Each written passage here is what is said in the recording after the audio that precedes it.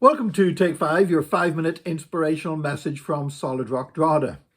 The great Northern Irish writer C.S. Lewis has become one of those figures where all kinds of quotes get attributed to him, even things that he never said. There is a meme going around now, gone viral on social media, claiming that C.S. Lewis, in his book The Screwtape Letters, predicted the coronavirus pandemic. That is fake. I've read the Screwtape Letters. It's certainly not there in that book. And when you look at the quote, it's quite obvious that C.S. Lewis did not write it. He was far too literate to use an Americanism such as people quit their jobs. And he would certainly have never used that awful phrase, social contacts.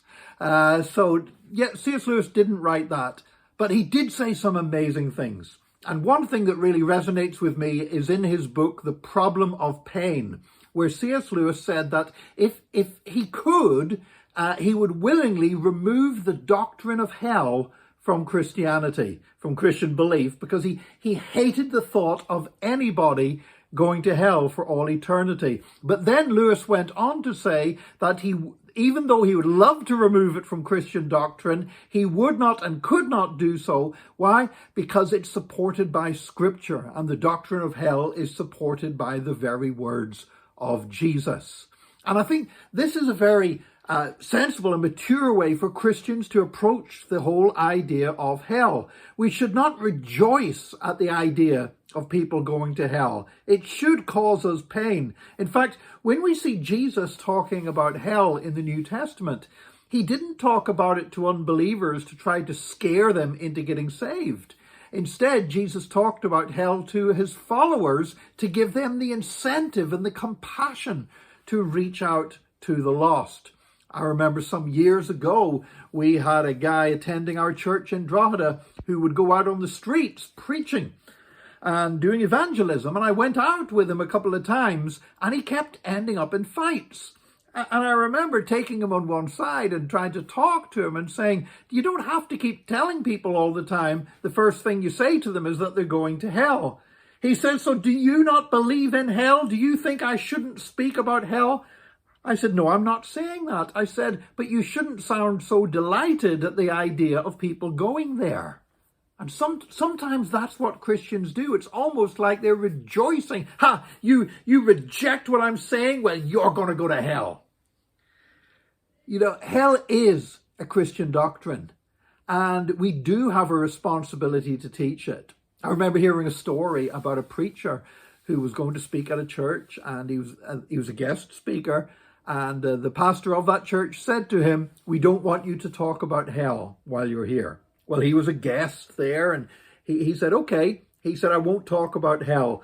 And the pastor said, well, what's your text? He said, I'm going to preach on John 3:16.